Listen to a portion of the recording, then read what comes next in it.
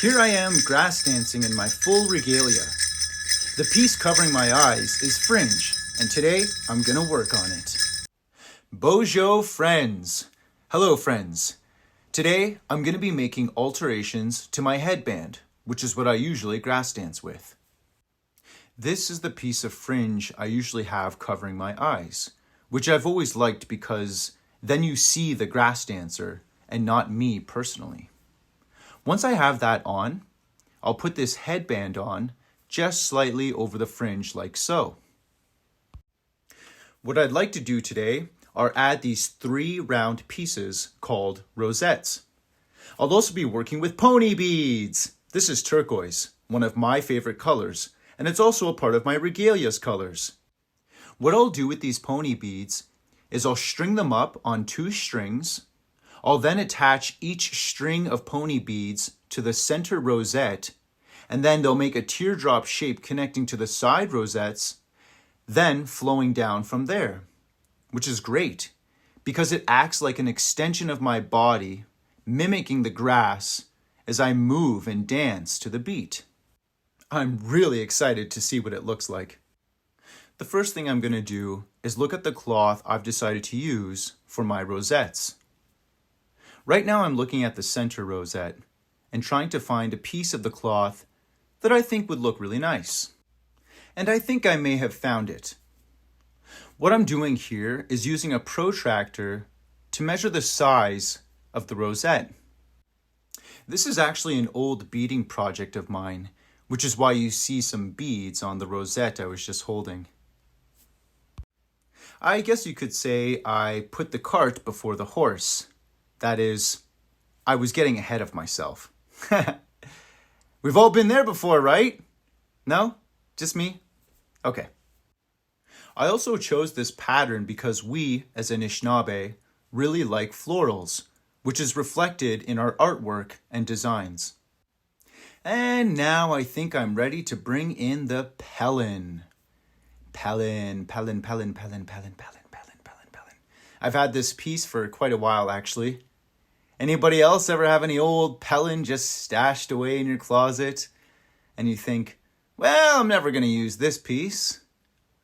And then one day, you use that piece. That's what this piece is for me. So, I'm now tracing out the 3 rosette shapes. And now I'm going to cut out each rosette. Bam! All 3 are done. The magic of video editing. Am I right? I'm sorry, y'all. This is just my first time narrating one of these videos, and I'm just trying to make it engaging. You know? And you know what? It's kind of fun. Anyway, time to trace out the center rosette piece. Can you see that faded line? It's barely there. It made it kind of, well, it wasn't easy. Okay? You think cutting circles are easy? You really think cutting circles are easy? What? Wow. Okay, well maybe you should be doing the cutting here for me, because dang. But back to the rosettes.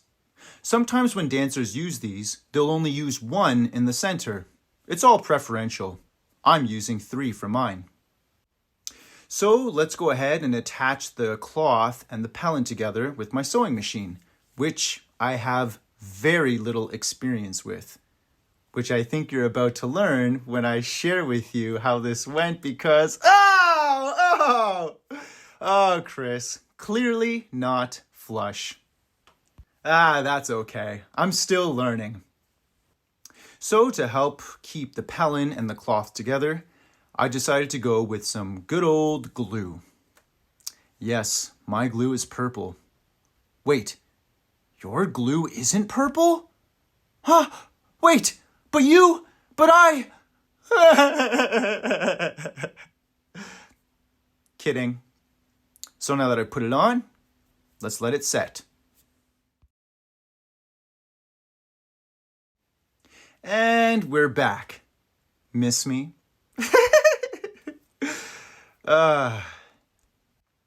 They're looking pretty pretty good to me. Just lining them up, seeing which way I'll have them facing. Is it this way? Is it that way? I'll get there.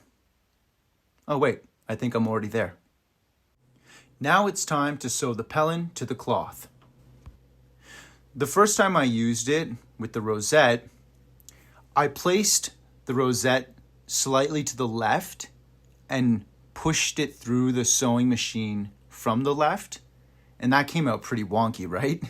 So this time I came at it from the right, and these are the results. Not bad, eh? I used a zigzag stitch. All right, well, let's get the other two, shall we?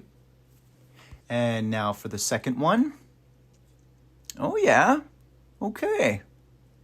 Yeah, you're getting there, Chris. And finally the third one. Ooh, looks like I'm going slightly inward towards the center, but overall, pretty good. Pretty cool, hey? Clearly, I was pretty happy with the results. Now, all that's left to do is to line them up on the headband in the right place and sew them on, which I'll do by hand with needle and thread. And there it is, all 3 rosettes attached to the headband. Wow, looks pretty, doesn't it? Gosh, I really like it. Should we see how it looks on me? Okay, here I am. Take a look. What do you think? Next up, pony beads. Wow, that's a lot of color. I might be here a while, folks. I was there for quite a while. But ultimately, I decided to go with something simple. I've always been drawn to shades of blue, so I started to work from there. The darker blue reminds me of the Toronto Maple Leafs and Toronto sports teams, and I'm based out of Toronto, so it pays homage to all of that. The light blue is a good gradation from the darker blue, and the white goes with the rest of my regalia. Now it's time to attach the pony beads to the center rosette.